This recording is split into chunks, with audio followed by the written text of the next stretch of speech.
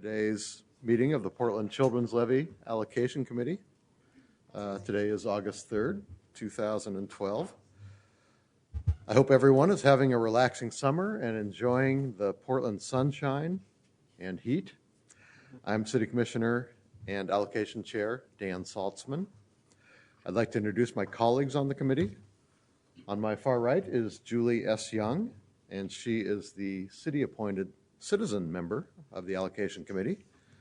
And next to her, on my immediate right, is Adrienne Livingston, and she is the citizen member appointed by Multnomah County. On my far left is Ron Beltz. He represents the Portland Business Alliance. And on my immediate left is Multnomah County Commissioner Deborah Kafori. Now I'd like to introduce the staff of the Portland Children's Levy who are here today. We have Director Lisa Pellegrino, who is in charge of after-school and mentoring programs, in addition to being director. We have Assistant Director Meg McElroy, who oversees the early childhood investments. Lisa Hansel, who supervises the foster care and child abuse prevention and intervention investments. And Communications Director Mary Gay Broderick.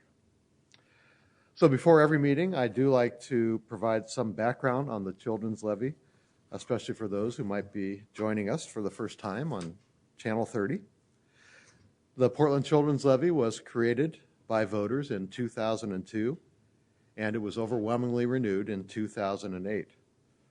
The levy annually provides about $10 million in support to organizations reaching more than 15,000 children and their families through programs in early childhood, after school and mentoring, child abuse prevention and intervention, and helping children in foster care succeed.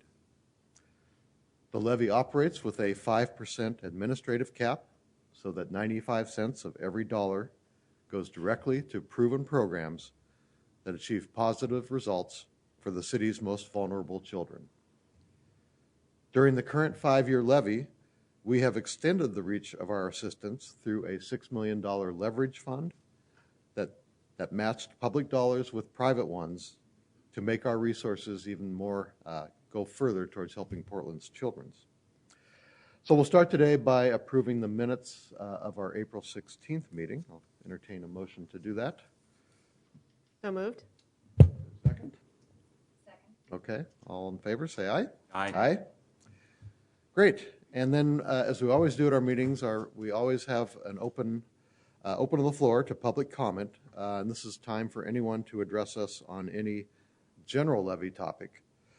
We do have time set aside later on to, after staff talks to us about feedback from our April meetings, for additional public comment. So if there's anybody who wishes to make any general public comment, now is the time. Okay. Seeing none, then we will move on.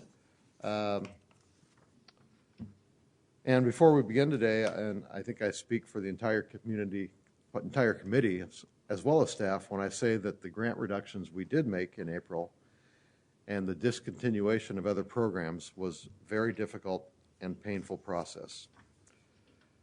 That we had to do so is an unfortunate reality brought on by the levy bringing in about 30% less than anticipated revenues in the fiscal year that began July 1st. So I do want everybody to know, however, that we will pursue renewal of the levy, which currently expires in June of 2014. I'm planning on having the levy placed on the May 2013 ballot. So you will be hearing more about that in the coming months, but I don't want any of you to lose hope that these difficult financial times, in these difficult financial times, because your services are needed now more than ever. So beginning with today's business, staff is here to give us an overview of the feedback from grantees, as well as where we stand right now in terms of investments for 2012-2013. Lisa? Thanks. Hi. So before we get into the feedback itself, we wanted to just briefly hit some of the highlights of our analysis of sort of where do the investments end up on some key variables. This is information that we sent out to grantees right after we finished the process, so we could sort of let them know how it all ended up in terms of numbers, and we also sent it to you. So everybody received the information, but we thought it was important to sort of set the context today with some of those facts first. So one of the key pieces that we looked at was how were our investments by category affected? Because when we started the new levy period, which was 2009, and those original allocations were made, we had targets. The allocation committees set sort of targets for investment in each of the funding areas. And we were just wanting to see, did any of those shift as a result of the reduction process that we went through, given the difficult choices that were faced in that context. So the only area where things really shifted in terms of the allocation of resources between funding areas, so that's early childhood, after school, those categories, was in the area, it was within the after school area between full service and enrichment programs. And so if you remember, full service programs are the more intensive programs. They're more hours a week. They offer a wider range of services. Enrichment programs are usually single focus programs offered for a few hours a week, sometimes in conjunction with full service programs. There was a shift towards shifting more of our resources into full service after school programs and away from enrichment programs, and also with the addition of decreasing slightly investments in the leverage fund in order to do the same. So that's really the only category in which there was a shift. So we just wanted to highlight that because that is a change from the original intention of the committee. Second, we also wanted to look at, if you recall, there were two policy priorities that the allocation committee had noted in the request for investment that were issued in 2009. So the requests for investments are essentially the applications that ask people to come and apply for our funding. And we, in those applications, provided additional bonus points for programs that were culturally specific and for programs that were serving children in East Portland. And those priorities arose out of a community input process that we did prior to the issuing of those requests for investments, in which the community really came forward and said, these are important things, but we are seeing a significant shift of poverty to the east, and we need to make sure we address that, since those are the most needy kids and with the most likelihood of having poor outcomes. And we can see that for kids of color, that there's, in general, very poor outcomes in the community, or worse outcomes than there are for people not of color, as well as people in the community saying that they wanted culturally specific services. That was a significant need. So we gave those additional points on the applications, and that resulted, if you can look, I think Meg's got it up here. If you look at the slide up, this should be up on your computer now, and up on the top for folks to see. This was in our data presentation after the investments were made in 2009 that shows an increase. Again, we sought to increase our investments in culturally specific and sought to increase our investments in programs serving east of 82nd Avenue. For culturally specific programs, we managed to increase that investment as a total portion of levy dollars by about 2 percentage points. We did not have an analysis for the east of 82nd because we didn't track that data specifically enough to be able to tell you a comparison between the previous levy and the current levy investments. So that variable's not in here. We don't know if we increased it between the levies or not because we didn't track the data in the previous levy. So we managed to increase by 2% as a result of making that a policy priority in the RFI process. Conversely, in our funding reduction process, which we just went through this past spring, the net result was we decreased investments in culture-specific programs by a little less than 2%, and we increased investments slightly by about similar amount to about 2 percentage points in programs serving east of 82nd. So staff had advocated for, in essence, providing protection to programs that were culture specific and serving east, and the committee members mostly declined to do that. And so I wanted to make sure that we could understand what the effects of it were. In the case of programs serving east, there was not a particular effect. In fact, we ended up increasing, not necessarily deliberately, but we did increase the investment in that area. With culture specific, the opposite was the case. So it's just fodder for future reference if we have to look at how we affect policy priorities in the future, that there is, it's sometimes if we don't deliberately protect certain priorities, then we may not accomplish them. So that was kind of we want to make sure we look back to understand what had happened in that regard. So those are the only two pieces of information I wanted to highlight with regard to kind of how did our investments end up after this last round of reductions. Meg is going to talk a little bit about what we did in order to get feedback from various folks in the community, mostly our grantees, as well as others, and what kind of the themes of that feedback was, so that, we'll get on the table. Oh, whoops. Okay, I will do that first. Sorry, because that was my job. So we did talk to various folks in the community, including yourselves, and with the exception of Ron, we didn't manage to connect, but I told him he should step forth with his feedback today if he wants to add to this. I would say there were two primary themes that came from you all, and this is, again, I talked to each of you, but you didn't necessarily talk to each other, and that was first around time, the timeline for making decisions, and adding more pieces of process in to expand the time, both from the point of when the grantees get the data so that they have maybe a chance to respond to that and you guys have a chance to see those responses, both in the meeting, spreading the decisions out, maybe not doing all of the information intake and the decisions at the same meeting. Separating those was an idea that I think Adrian had, which I thought was a good one.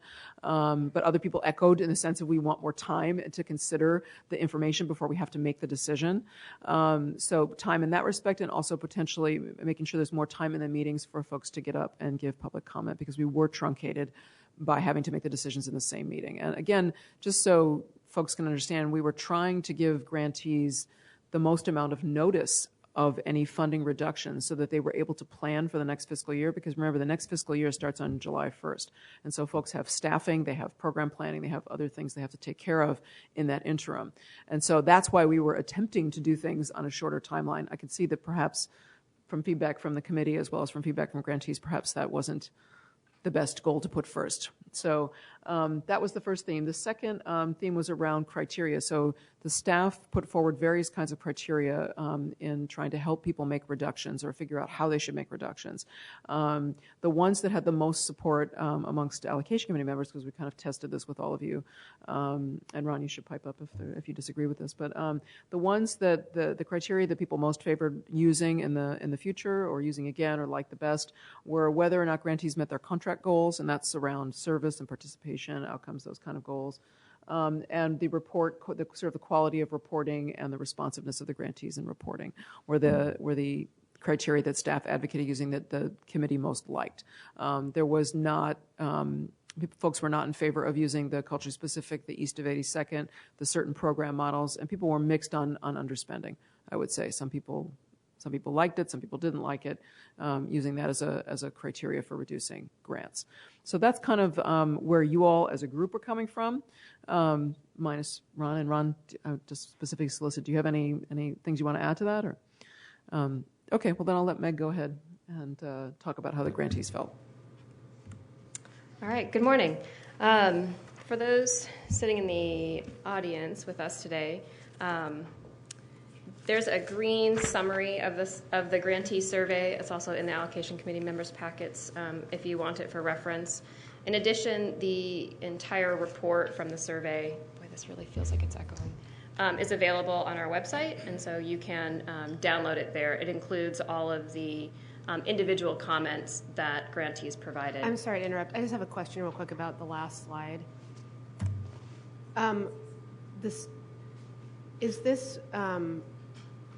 Especially the last bullet about support for using certain criteria, are you saying that was the information that you gleaned from having the conversations with us, or that was what you gleaned from looking at how the decisions ultimately were made?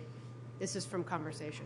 Okay. Yeah, because we did ask people, each of you all, which criteria did you like? And the staff advocated using a whole set of criteria.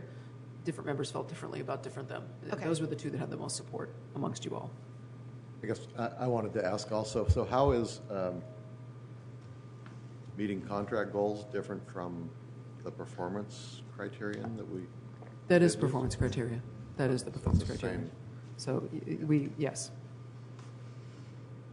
The contract goals, broadly speaking, are things like service goals, so how many folks are you serving and what groups and what participation levels are you getting and what outcomes are you achieving. Those are, broadly speaking, what the contract goals are set in. Any other questions on what I had to say before we move on? I'm sorry, I should have asked that before we moved on. Adrienne, did you have a question? Just a comment. to the culturally specific, it wasn't for me personally that just because I didn't use the way that you deemed to measure the cultural specific and to not dock, I just did it differently. So it wasn't that I was not looking at not protecting them, but I used a different lens is what I did, and looking at the different perspective depending on the different categories and what you used throughout, not just even that one, as to how I came up with my recommendation. Okay. You do? No? Okay. Okay, Meg? All right. So again, for those of you who want to follow along, there's a summary on the green paper, and then also we have I think it's like a 13-page report that's available on our website that includes each of the actual questions that we asked, all of the information I'm going to go over today that summarizes the data that were gathered through the survey, as well as the individual comments that people made on the survey. So, One interruption. I'm sorry, Meg. I just want to make clear that the full report, the one that Meg is just referring to, that's up on the web, was sent to all of you all, and it was also sent to all the grantees when we completed it. We closed the survey on Tuesday, and we sent it out on Wednesday. So just everyone has had access to that full report if they want to see it. Sorry. oh, that's Sorry, right. this is a little color confusion because I don't have anything that's green here. Yours is white, evidently. Oh, Your memo is. Oh gosh, this is really difficult. the for me. orange one. Your memo is That orange. That looks orange to me. Yeah. Yeah, and that contains the survey summary. And then in white, is there something different, Mariga? No, not for them. Sorry. Okay. Material. I grabbed the materials for the audience. Okay. The orange memo that you have contains the survey piece I'm referring to that's in green for the audience. Okay. Okay. So you just keep everything white. In fact, page 2 of your memo is the exact page that's green for everybody else. And then from pages 3 and on are going to be much of what I discuss in my summary here. Okay. Can everyone hear me? I feel like the microphone is... If I turn it off, will you still be able to hear me? Probably not. Okay. Okay, so... These are new microphones, so. Yeah. Thanks. So the survey that we sent out was just an informal 6-question survey that we sought to make anonymous.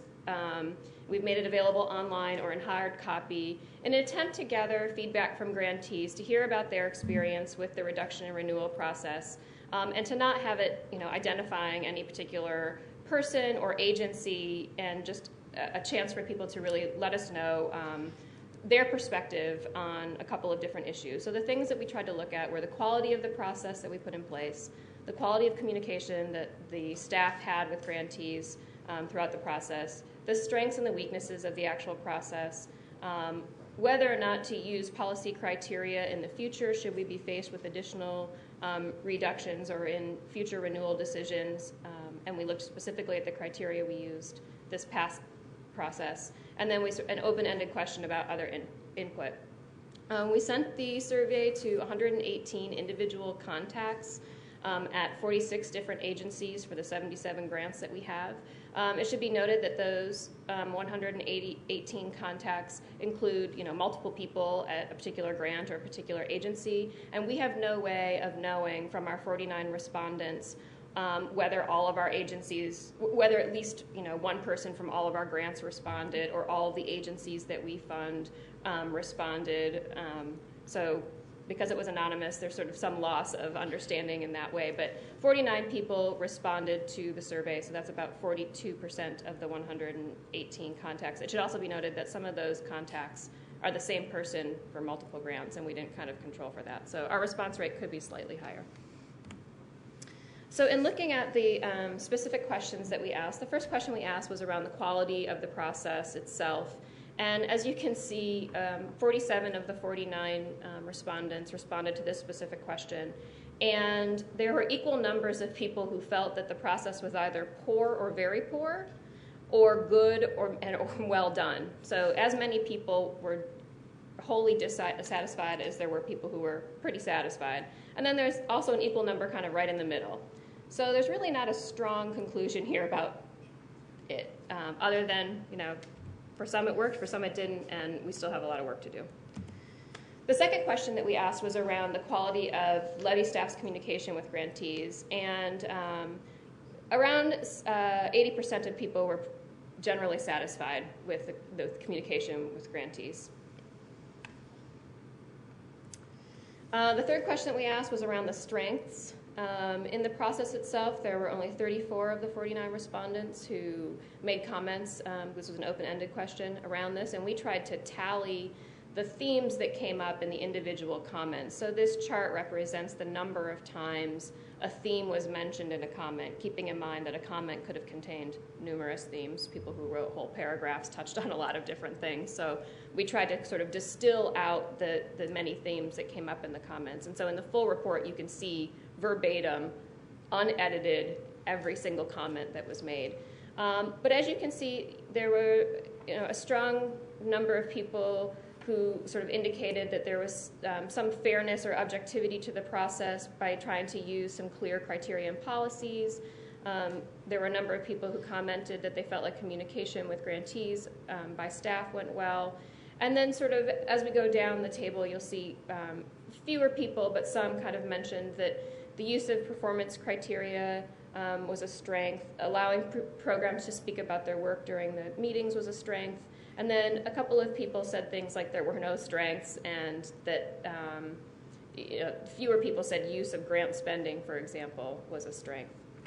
Now, so these are, excuse me, these are all themes that people identified as strengths. As strengths.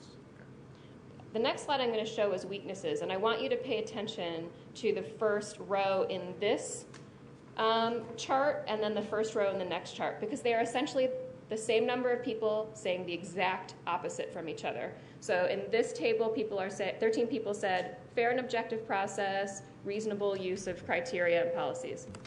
The next, in this slide where we asked about weaknesses, or this question we asked about weaknesses. So again, we tallied the number of times a theme was mentioned in the comments, and 13 people said it was an unfair process and the criteria were inconsistently applied.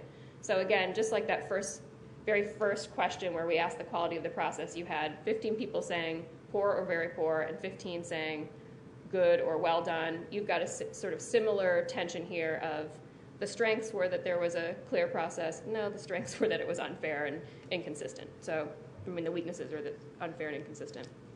Then there were people who were unhappy with the fact that some of the decisions made by the committee appeared political.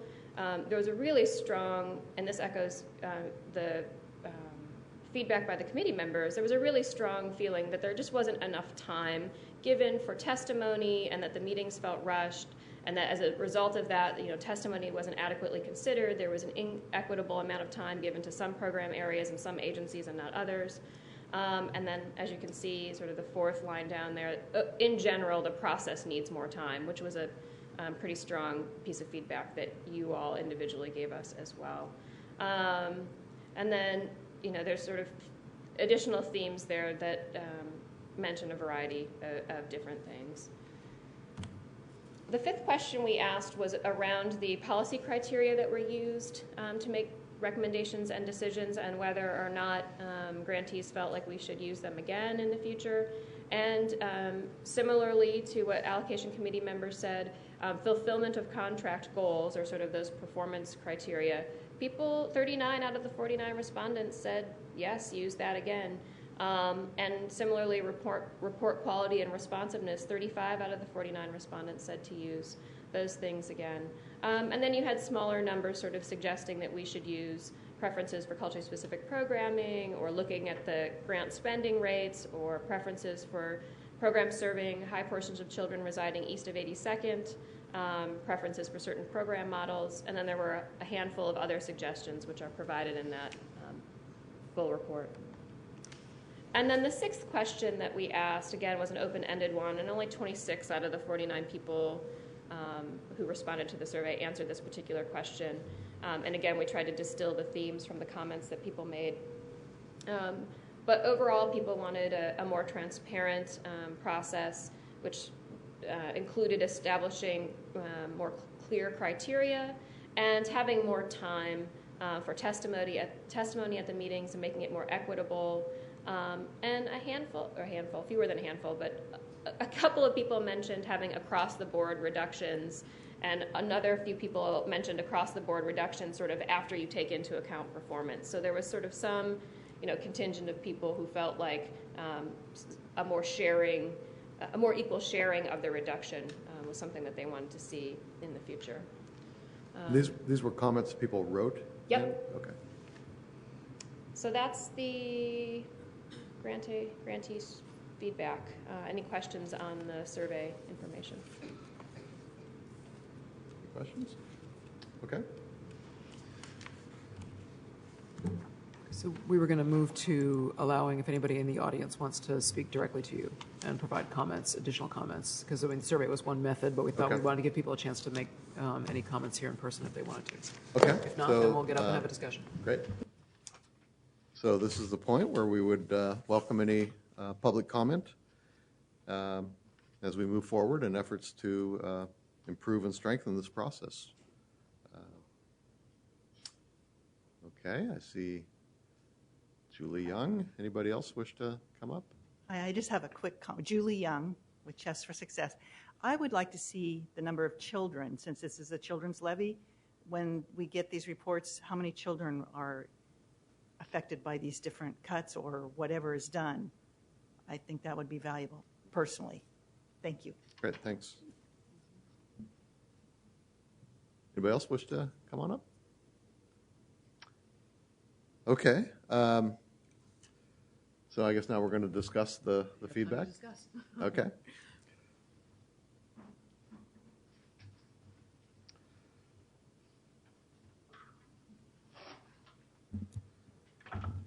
So I guess it seems from the responses that there were sort of an equal number of people who were not satisfied with the process as there were satisfied with the process, and also sort of an equal number satisfied with the criteria we used as opposed to not. So not to be, I guess that's not too much of a surprise. People always have different opinions. I think there was a theme mentioned by Adrienne in her comments back to you, and that in the future when we're making painful decisions like this, that we allow more time and more opportunity for comment, more time for the allocation committee to process it all. So, Adrienne, did you want to maybe comment specifically on your idea? Yes, especially because it was something that was not expected, to have to make those decisions after receiving staff feedback prior to the meeting and then coming to hear the public testimony. There really isn't any time for me per se, I think, or any of the committee members to do any follow-up, because sometimes from what staff said about the organizations then were not in agreement, and I would want to have a time period, a week or so, to be able to talk with staff, to talk with the organizations, to try and understand what is going on, because you're not able really to do that at the meeting how it was organized. It's you hear the public comment and then you make a decision. There is no, digging deeper. And for me, it was, can we have a meeting where we hear, get your feedback, hear public testimony, have a period of time after that meeting to do some more research, and then come back and make a decision. That was my suggestion. Can we also just, one of the things we wanted to sort of check for, because we know that you all are out in the community talking to a whole variety of people, not always the same people that we're talking to. Is there any other feedback that you want to put forward that you heard coming to you that we would not necessarily have heard? Because what we've summarized is what we've heard. So I think it would be helpful if you all received other feedback or want to raise any other points about the process. That would be useful to hear in this context too. Because I think themes are key. We're not trying to make decisions necessarily about how we're going to go forward, because I think that will depend on the level. First of all, do we have cuts more? Do we have more cuts? If so, at what level? That's going to, we don't know the answer to that yet, so I don't know that it's appropriate to decide how to do the process, but we want to make sure we kind of have the themes of what folks want to do next time. So I think it would be helpful to hear any other input that you all have received that maybe we haven't gotten. I agree that is an important conversation to have, but I kind of want to continue this conversation about Adrienne's points, and she's already been asked to raise them. And I think that the comments that she's made are not just pertinent to cuts, but they're also pertinent to how we make decisions even when we're making funding decisions. The way that the way these meetings are set up, we have the community conversation, they have their time for input, and then we make a decision right there. So we don't have an opportunity. We're really cut off from the community unless people choose to come call, and some people do. I mean, some of the grantees during various stages of this time that I've been on, some will call me and some have make appointments and come meet with me and state their case to me, and others won't, either because they don't know that they are able to or they don't know that they should. But so some people I have a much better understanding of what's going on than other groups. And so I think regardless of how, if we have to make cuts again or not, this is something that should be brought up for future allocation committee meetings.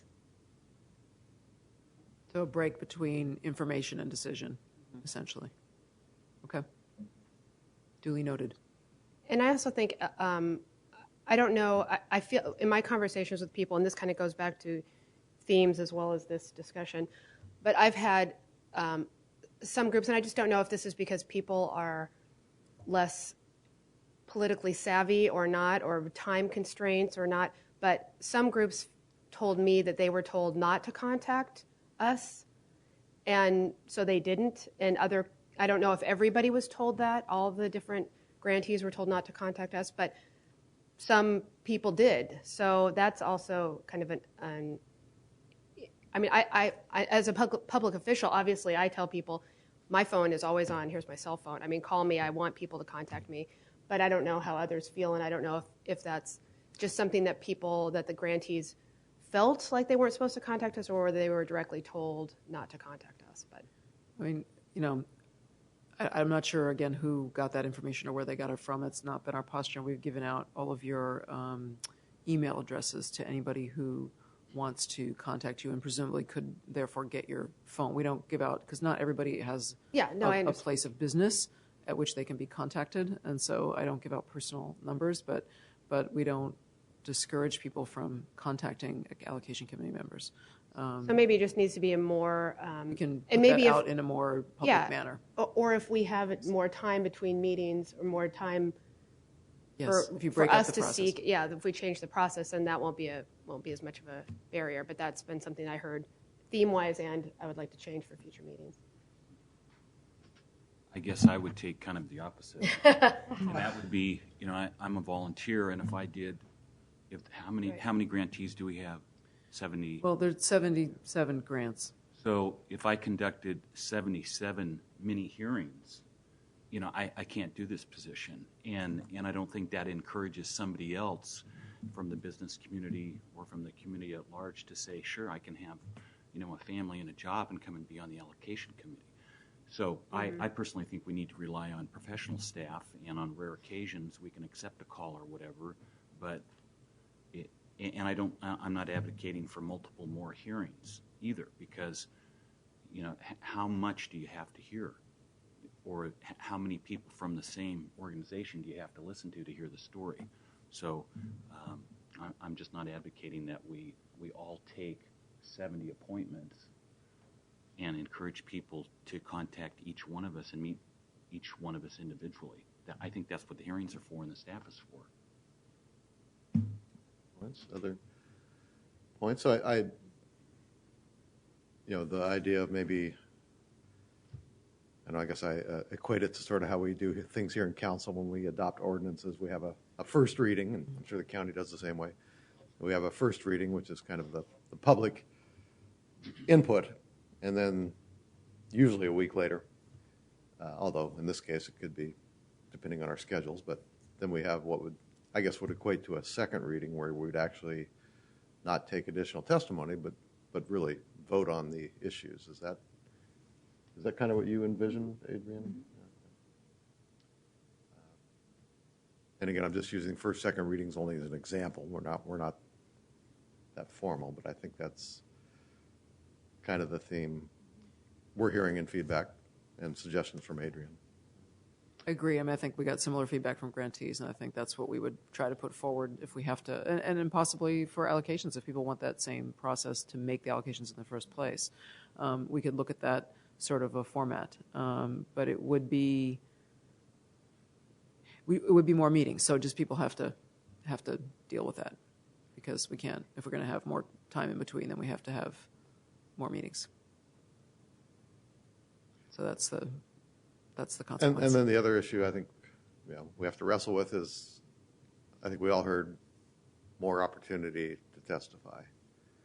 And, admittedly, we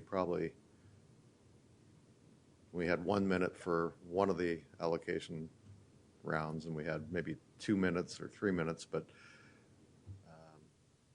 I kind of agree with Ron. I don't see a lot of value to sort of everybody sort of trying to pack the room with their supporters or their kids and having each one of those people have a chance to testify. I don't see much added value beyond a certain point to that, plus our time, available time. So I don't know if I think we have have any to come answers up, to that one. Yeah, well, I think we'll float some ideas, I think, about how to maybe do that, and try to come to some kind of agreement ahead of time. I think probably would help people, because I think one of the inequities was around organizational time versus individual time. So if you make your allocations of time based only on the individuals that are showing up, then obviously the organizations that bring the most number of individuals get an unfair advantage. And that feels unfair to me anyway, as somebody bringing 10 people up and one person just being one person. So essentially one organization or grant gets 10 minutes and one only gets 1. So I think we probably have to limit time, whatever grants are being discussed. So if an organization has 2 grants, which are 2 different programs in an area, which is the case in some areas, that they would get some amount of time to speak about that program, and that each program would have some overall limit, and they could choose to divide that up amongst as many people as they wanted. If we have more meetings, we could do it that way, because that will take more time. There's just no way around it. So I think if we spread out those discussions over more meetings, then we could allot time based on grant, essentially, or program, if you want to think of it that way, which would feel more fair to me. I agreed with the feedback. It didn't turn out fair in terms of the allocation of time, because we were trying to balance the short timeline of the meeting with the number of people that showed up, which we didn't know ahead of time. Nobody ever knows how many people are going to actually come until they get there. So I agree. We need to come up with a strategy. We probably need to do it ahead of time, and it needs to be more equitably done. And if we separate out the hearing from the final decision making by some period of time, then that gives more time essentially for the comment to be heard, because you're not rushing to make decisions afterwards. If that makes sense. And I appreciate Ron's comments. I know that we're coming at this from obviously 2 different career paths. But so I guess my point then is just to have it be consistent, so that some people don't feel like they're being told not to, or that they're not encouraged, and maybe letting people know that allocation committee members have different time available to meet and talk with people, and some have plenty of time and some don't. So that might be the communication from staff to grantees during the time when we're making decisions. Yeah, we've let folks know that, or at least we thought we had. Okay. But we will put it out in a more public way. We'll put it up on the website. We'll do it in ways that are, and we'll announce it at the beginning of the process, both for the allocation. As Dan just announced, we'll be on the ballot in less than a year, and so this whole thing will begin again if we're lucky. And so that's good advice for the future in general. We'll try to make it have a policy about communicating. And I think hopefully email addresses, I feel like that's reasonable. I don't like to put any personal phones up. And then people can ask to meet with you via email or for your phone number to call you. Those of you who are public officials, your phone numbers your places of business are up. But for folks who are not, I feel like that's not fair to do. Does that seem reasonable to people? I was going to say the one thing that was rough on me was, I'm not really set up to handle 40 emails that support one particular grantee. I could easily handle an email from the grantee to hear their side of the discussion, but when there's a program that the grantee is encouraging everybody who's associated with it to send an email for a little, 5-person or 3-person office, it's difficult to get 40 or 50 emails from all their supporters and be able to handle them or read them or process. It's, not set up for that. Yeah, the best I can do is sort of advise people to be sensitive to the status of each allocation committee member in terms of are they a public official, or are they a full-time employee of a private organization, or whatever that is, and to respond accordingly. I mean, beyond that, that's going to be their choice about what they do. I mean, to some extent. So if I can't both open the door and close the door at the same time. Yeah. So there seemed to be a lot of sort of agreement that we should use performance as a criterion, I guess. But quite a bit of pushback on underspending as a criterion. And I guess I'm a little perplexed why there's pushback on that. I mean, certainly when we do our budgets, our public budgets, underspending is one of the first things that typically gets looked at when we have to cut our budget. Is I think those funds that aren't being spent or haven't been spent by some time certain. Everybody wants flexibility because that's makes life easier. And so I think people prefer to have flexibility. And if you have a little bit more of a ceiling, a little bit of space to move in, it makes your life easier. And the further you crunch that down, the more difficult it can be to plan out full service. From that's more the grantee's perspective. From staff perspective, if folks are consistently not using the full grant amount, then maybe you need less flexibility. I mean, again, we've been pretty flexible about that for the life of the levy until this moment in time when resources became significantly constricted in a very short period of time.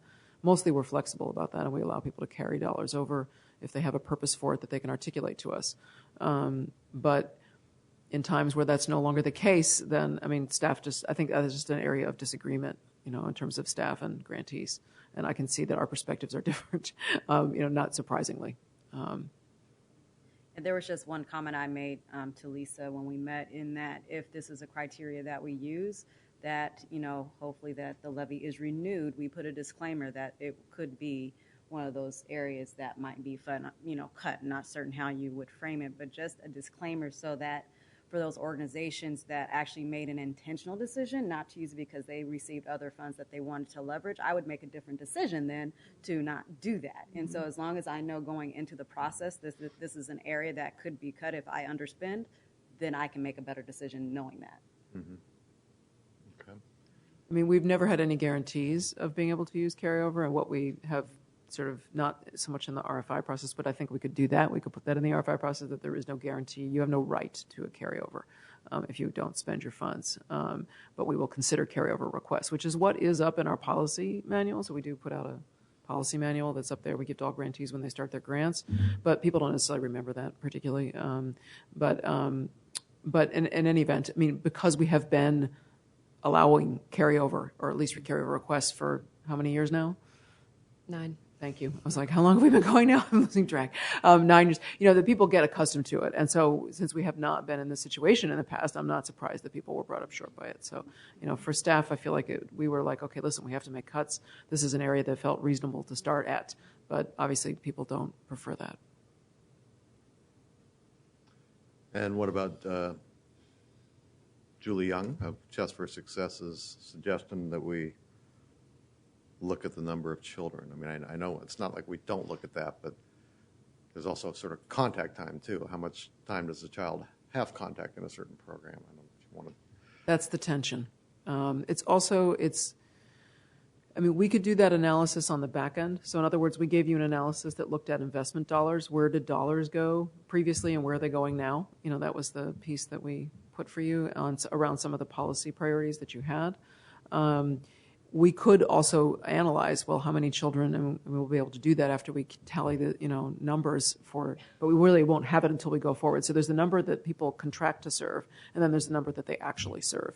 And if you remember it all from those data sheets we gave you, some people serve double what they promise us for a whole variety of reasons, which can be both good or bad, depending on what the situation is. You could have milled a lot of kids through your program and very few got the full model of your service. Or you could have gotten another funding source or a partnership that allowed you to serve more. So it's a very contextual piece of information, and that's what we tried to provide you with, that information on the data sheets when people exceeded their goals in terms of numbers of kids served or didn't make the number of kids served that was their goal. We tried to provide that context. This was a good thing, or this was mostly not a good thing for the following reasons. So a sheer number of kids that we're serving that we served before these cuts and then after these cuts, we could do that. If you're thinking about in the meeting as we're making the decisions, trying to say, okay, now we're at this number, oh, now we're at the next number. I mean, honestly, we can't really do that for any variable in the meeting. The most we can do is money, and here's where we're allocating, and here's what our effect is now. Either whether we're allocating up front, with the, okay, we've allocated this much money, and we have this many people more who want money. How many more do you want to take? That's usually about as much as we can do in one meeting in terms of crunching something. I mean, you see how difficult and how many mistakes we make sitting here trying to crunch in the moment. I would be very hesitant to take on crunching any other numbers in the moment. That seems challenging enough. So I could do it on the back end and let you know that, which we will do, because in our data report we'll tell you how many kids we served in this most current year and as compared to the previous, and then now going forward in our year of cuts, we'll tell you what the number is. So another feedback. Did you want to say something, Julie? No. Something else I heard feedback was if you came and testified, you ended up being rewarded because the Excel spreadsheet would change in your favor. I don't recall if that's really true, but that's a perception. And then the other suggestion was because we are a public body and we make tough decisions and look at performance of our grant organizations in public and their public documents, there was a suggestion that we do perhaps something in executive session. At the time, I just kind of listened and thought about that, but I think afterwards we could check this. I think we're governed by the Oregon laws about executive sessions, which only allow us to go into executive session, I believe, for labor issues, personnel issues, and real estate.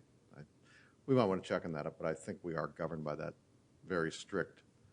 Those are the only reasons a public body can have an executive session. So I don't think we could really do that in the context of discussing our decisions.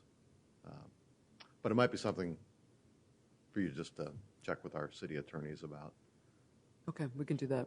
I don't recall the rules off the top of my head, to be honest. Yeah. I know that there are limited circumstances in which you can make funding decisions or discuss funding decisions. That's part of the whole issue here with the no more than two of you can talk to, we can't have meetings of subgroups of this committee. We can only two people can do that because we do make financial decisions. So I'll have to look at the specifics of that, Dan. I'm not sure off the top of my head. Well, if there's no other comments, that's really it for our meeting today. I appreciate the time and effort of the Levy staff to synthesize all of this data, and I want to acknowledge the fine work that the Levy staff and the grantees are doing for the our children of the city of Portland, and especially given these financially uncertain times. Currently, there are no allocation committee meetings planned or scheduled at this point, so stay tuned. We will keep you notified via email, and also check out the new Children's Levy Facebook page, and be sure to like it. Be sure to like it, okay? I actually have another comment if we're... Oh, sure. Sorry. I wanted to first thank you, all the staff. I know you guys worked, I feel like as hard as we worked, it was a very compressed time, and you guys really worked very, very hard, and I appreciate that. And I think your last comment, Dan, about how to do things less publicly, it was not really my comments. And one of the lines in the minutes or some feedback process was that we talked about doing things with a less not so much in public. I don't think that is the concern as much as, and I don't know how to fix this, and I know I talked with you guys about this during your meetings, but once we put numbers up on a screen for all to see, time we change it, then it's going to seem like those numbers are, the God-given truth, and anything that we try to change is going to be seen as being political or being bad or good because there's going to be winners and losers. And I don't know how we fix that piece, but it does seem like sorry, I'm kind of blathering here, but along with the survey too, where people were comment on whether they liked it or not, I bet if you looked at whether they were winners or losers from the original staff report to the allocation committee decisions, it probably depended on how they felt about whether the process was good or the process was bad. So I don't know how we work to change that, but I would like to see some suggestions or ideas about, and I know you guys work really hard, and I'm not saying it's anybody's fault, and the onus is on us as well to try to come up with ways to do things differently. But when we have council hearings or commission hearings and we do budgets all the time, it doesn't feel this. Doesn't feel this. The tension doesn't feel, it's not as, we're public bodies, we can't meet more than 2 at a time. So we don't meet in executive session, we don't have those, but we're still somehow able to come up with decisions and make decisions with a packed house that don't feel as personal and people don't feel later as bad as they did about this one. I mean, I think partly that's because we've got a blend of 2 different things going on here. So it's not, we're not, remember, you all don't work in the same building. You don't have a job of being an elected official to be deciding ongoing budget issues as people in an elected body do. So the way that business gets done is differently, for one. So that sets you apart from, I would say, other public bodies that come in to make financial decisions who work in the same, the Metro Council, they all work at Metro. You've got folks who are working together on a daily basis to do their jobs. I also think that in most government procurement processes, so most governments procure services that they want by doing an RFP process. And they do that, they describe exactly what services they want to buy in an RFP, say for the Sun system at the county. They go out and they say, here's what the Sun system does, here's what every Sun contractor needs to do, and here's how much we'll pay for that service to be done. You all now can come and apply to deliver that service. And so that is how most government contracts are done, right? Or government grants, if you will. We don't do that because we're not asking for a specific set of services in the same way, right? We're saying if you offer early childhood services, you may apply for a grant, which is a very broad way that you can apply for money. So it makes it more difficult. So for say the Sun system to come in and they have a procurement process, those applications are scored, and then the top scoring applications get award. There's a formula for how that process is carried out, and it isn't discretionary. The county board does not have to come together and decide, okay, which of the people who applied for a Sun contract are going to get one. Okay, that's not your job. That's done by the department, and it's done under a set of rules, and that's how the process is carried out. In our situation, we're not running it that way. I mean, we've set it up really differently. So this group is given the discretion to come in and decide, okay, amongst all of the people who want to provide early childhood services, and those services may be very different kinds of services. They're not all the same thing, or after-school services. Which ones do we think we should fund in a pool and give these grants, which is not the same set of decisions that say that a group that would be looking at a ranked set of applications all applying to do the same thing. Okay, so if I go and judge applications for, which I did recently, for the workforce investment folks for the youth investment dollars, everybody was applying to do the same thing, and then we're judging amongst that pool of people. That's not our situation. So there's much more discretion involved in what you do than there would typically be in a typical government RFP process for a specific service that the government is seeking to provide with a certain set of funds. So I think we're a hybrid, and that makes it difficult, much more difficult, because it isn't just a straight scoring process. People want more discretion because they want to look at the pool of things and they want to weigh different factors in what they're doing. They want to look at a variety of things, not just who's got the best scoring application in a funding area. So I think that's the inherent tension. And if we continue to operate on that track, we're going to be dealing with that tension. So I would love to say I could solve that for you, but I don't know that I have a method. I'm certainly welcome and would be very interested to hear any concrete suggestions folks have about it, both from grantees or from you all, because I think it's a very difficult question and one we've not been able to fully satisfy we're not able to satisfy both sides of that tension, to retain some discretion and ability as well as feel fair and objective. Does that make sense? Do you feel, I guess, I know you have an outstanding chair over there at the county. Is there some role that I could, as chair of the allocation committee, perform that would maybe help reduce that tension, like your chair may do? Yeah. Well, and I don't know, I don't want to spend too much time talking about how we could have made what happened better, because we might not ever be in that situation again. I'm trying to think as we move forward. And again, part of it is too, like, at least Julie and I were not on the committee that made the original decisions. So when we go to make decisions on cuts, it's an added oddness because obviously there was rationale for giving these folks the grants in the first place. So there's a lot at stake here. But I think I need to think about that. But thank you.